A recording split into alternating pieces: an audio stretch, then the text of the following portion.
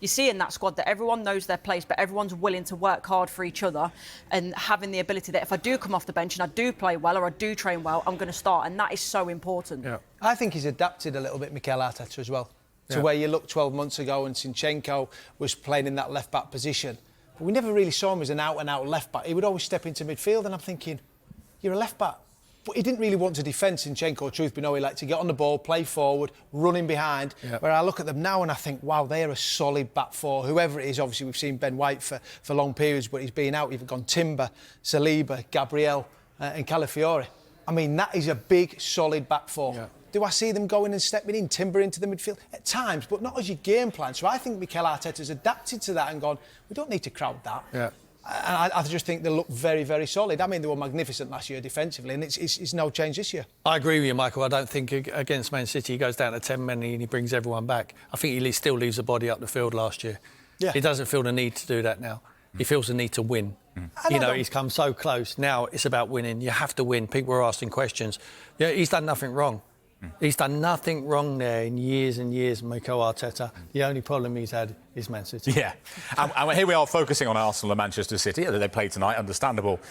But neither of them are top of the table at the moment. Liverpool are. Glenn, Gary Neville, I read, saying that he doesn't see them winning the title. He thinks they're well below the level of the other two. Do you agree? Are they title contenders? I think well below's bit harsh. I think there's an unknown quantity to Liverpool. We don't know how they're going to last the course and distance. Listen, I will say one thing. Arne Slot has stepped into the building and he's been left with a very, very good squad. Klopp didn't decimate the place. He didn't ride the players until they were finished. He refreshed it. He left him with what I think is a young, energetic, hungry squad. And I think what he has done is reinvigorated Salah. He seems happier at the football club.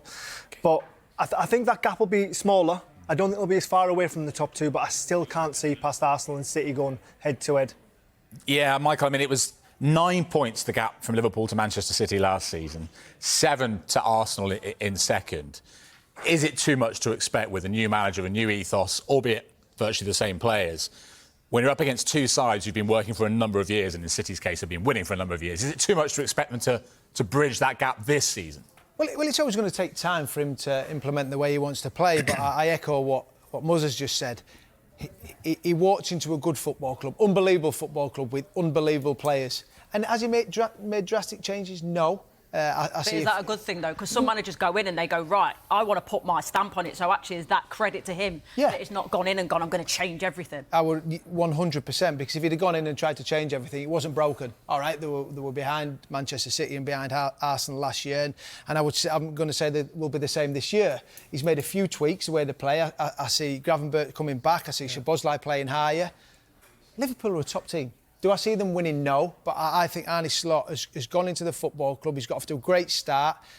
I look at the teams he's played. I would have probably expected them to win. I mean, they had the setback against Nottingham Forest. They struggled to break them down and they lose the game 1-0.